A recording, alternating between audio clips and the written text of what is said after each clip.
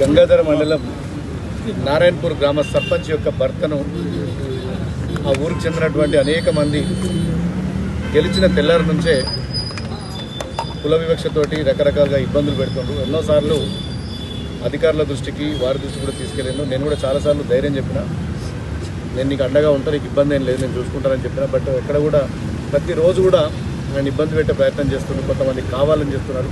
Collector complaint చేయడం, వివిధ స్థాయిల్లో కంప్లైంట్ చేయడం, ఇదని కూడా చాలా సిన్సియర్. ఇప్పటికి కూడా ఆయన కార్డియాక్ హార్ట్ పేషెంట్, ఇప్పటికి ఆల్రెడీ స్టంట్ పడ్డది. నేను చాలాసార్లు కూడా ధైర్యంగా చెప్పినా, ఇట్లాంటి ధైర్యంగా ఉంది, ఏం కాదు, మేము అందరం ఉన్నామని చెప్పిన కూడా ఈరోజు మనస్తాపం చెంది ఓవర్ డోస్ ట్యాబ్లెట్స్ వాడిందంటే ఇప్పుడైతే కొంత స్టేబుల్గా ఉన్నట్టు కనబడుతుంది. డాక్టర్లు అయితే 24 hours వరకు అబ్జర్వేషన్ ఉంచారు. అప్పుడే 24 hours తర్వాత మేము డిసిషన్ తీసుకుంటామని చెప్తున్నారు. నేను ఒకవేళ ఇబ్బంది ఏమైనా ఉంటే హైదరాబాద్ కూడా తరలించడానికి ట్రై చేస్తున్నాను. వేధింపుల గురి చేసింది తెలియదు, ఆ గ్రామంలో మరి ఎవరు వాళ్ళ సర్పంచ్గా చెప్పాలి. గంగాధర మండలం నారాయణపూర్ గ్రామం అది. మేము సర్పంచ్ ఎన్నికైనాం, కొత్తగా ఎన్నికైనాం సార్. గెలిచి నుండి మేము ఒక దళిత సర్పంచ్ ఎన్నికైనాం. గెలిచి నుండి మమ్మల్ని ఇబ్బంది పెడుతుంది సార్. గ్రామ ప్రజలు సార్ అందరూ ముంపు గ్రామంగా ప్రకటించాలి అంటే మేము తీర్మానం ఇచ్చి కలెక్టర్ అమ్మకి ఇచ్చినాం, ఎమ్మెల్యే సార్కి ఇచ్చినాం.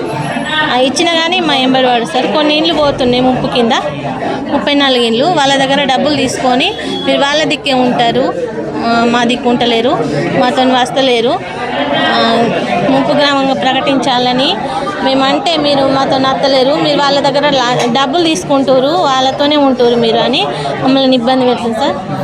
మేము మా ఆయన ఒక హార్ట్ పేషెంటు, రెగ్యులర్గా మందులు వాడుతుంది సార్. స్టంట్ పడ్డది, ఒకరోజు బీపీ డౌన్ అయింది గ్రామ సభ రోజే. అదంతా యాక్షనే, బీపీ డౌన్ అయింది, అంతా యాక్షన్ చేస్తుండు అది ఇది అని అన్నారు. అయినా మేము పట్టించుకోలేదు. మళ్ళీ ఈరోజు కూడా వచ్చి గొడవ కూడా చేసింది సార్. ఆయన మనస్తాపానికి గురై ఆత్మహత్యకు పాల్పడింది సార్. సూసైడ్ చేసుకుని ఒక 13 మంది ఉన్నారు సార్. అందరూ అన్నేడు దామోదర్ రెడ్డి, తోడేటి అనిలు, రాజేందరు, జడమాయి, తోడేటి రాజేందరు, జడమాయి ఇంకున్నారు సార్. టీఆర్ఎస్ పార్టీకి చెందిన వాళ్ళు. ఇప్పుడు ఈ విషయం పైన ఎమ్మెల్యే చెప్పారు, ఎమ్మెల్యేకి తెలుసా ఈ విషయం?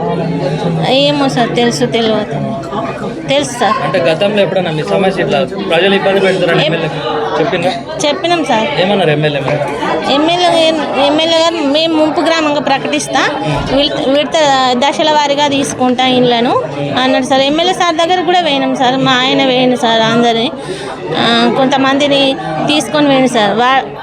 కొంతమందిని కమిటీ చేసింది సార్. కమిటీ చేసి వాళ్ళని తీసుకొని వెళ్ళండి సార్. 10 మంది 15 మంది దాకా వేయరు.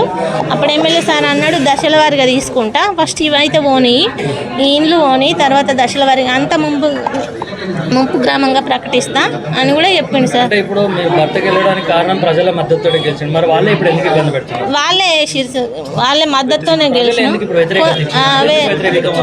వ్యతిరేకం టీఆర్ఎస్ వాళ్ళు, వ్యతిరేక పార్టీ వాళ్ళే ఇబ్బంది పెడుతున్నారు సార్. మమ్మల్ని జనాలను మొత్తం మార్చి గ్రూపులలో పెట్టుకుంటా, నారాయణ గ్రూప్లో పెట్టుకుంటా డబ్బులు తింటారు అని బాగా ఇబ్బంది పెట్టేస్తారు. ఇవాళనైతే రాత్రి బాగా టార్చర్ పెట్టేశారు.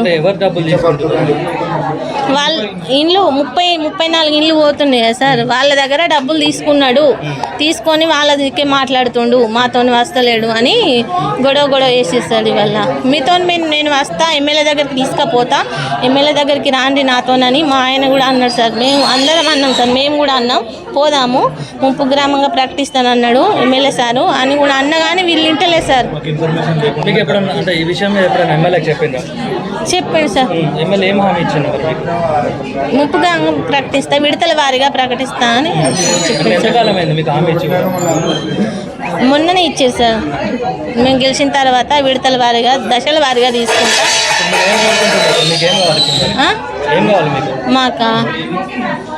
మాకు ప్రజలతో ఎలాంటి ఇబ్బంది కావద్దు.